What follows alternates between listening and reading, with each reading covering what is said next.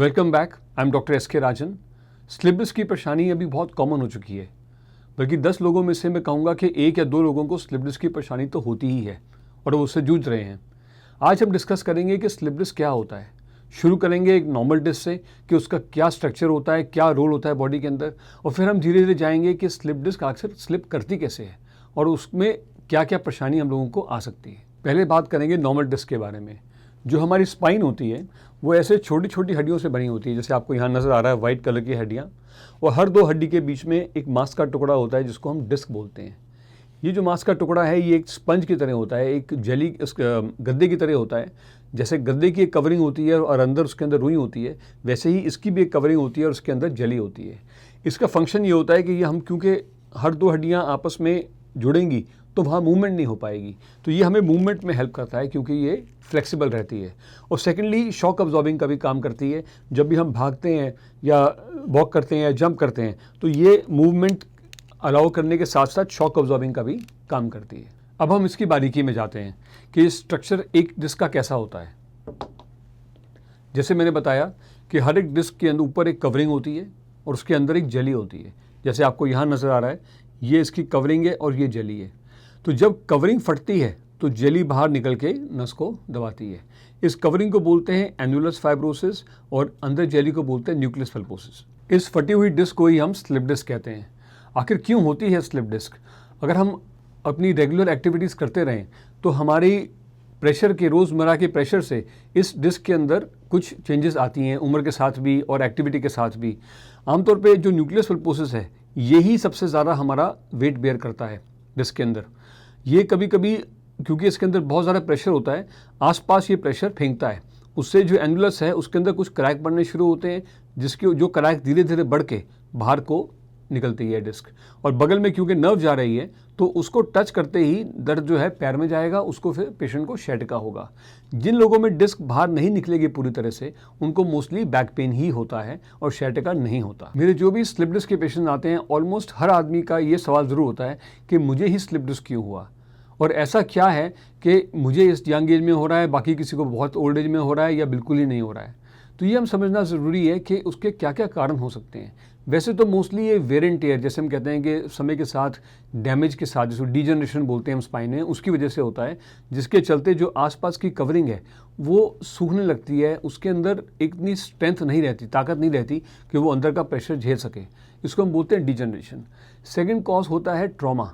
Trauma जो होता है यानी कि कोई एक्सीडेंट होना या कोई झटका लगना या ऊपर आदमी छत से छलांग लगाए या गिरे, तो ऐसे में भी डिस्क जो है फट के बाहर आ जाती है। ऐसे में वो प्रेशर जितना ले सकती है उससे हम ज़्यादा उसके ऊपर प्रेशर डाल रहे हैं, तो ये हो गया सेकंड कॉज, ट्रॉमा।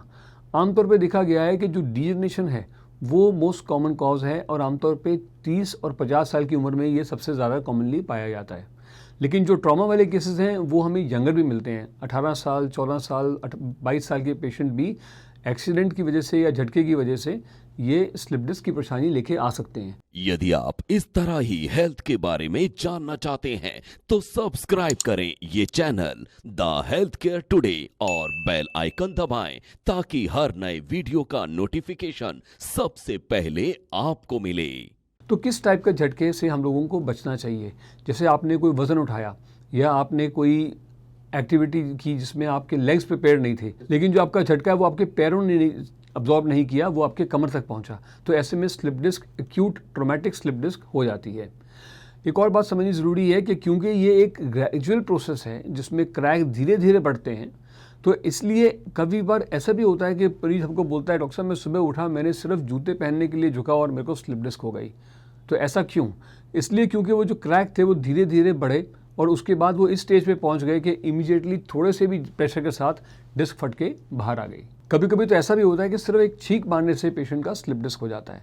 तो क्यों होता है?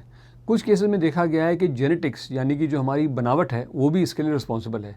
जैसे हर आदमी की चमड़ी अलग होती है, किसी की मोटी किसी की पतली, वैसे ही इसकी जो कवरिंग है उसकी जो स्ट्रेंथ है वो हर आदमी की जेनेटिकली उसके बनावट की वजह से अलग अलग होती है। इसीलिए कुछ लोगों को ये जल्दी होता है, कुछ लोगों को नहीं।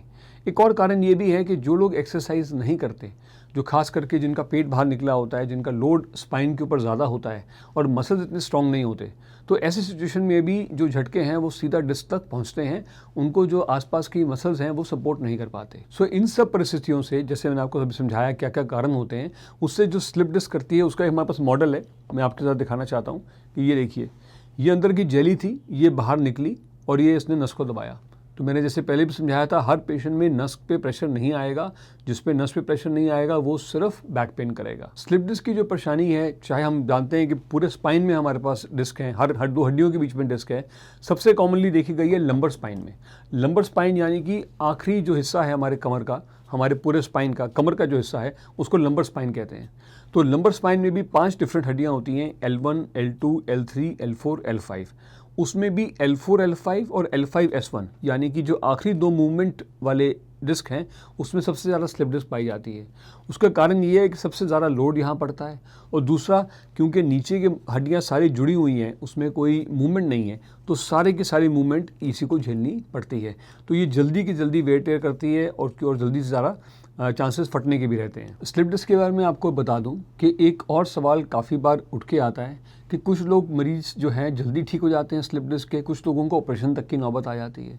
तो क्या कारण है कि इतनी वेरिएशन है लोगों के ट्रीटमेंट में, लोगों की रिकवरी में? उसका कारण ये है कि डिस्क अपने आप ही डिफरेंट स्टेजेस में फटती है।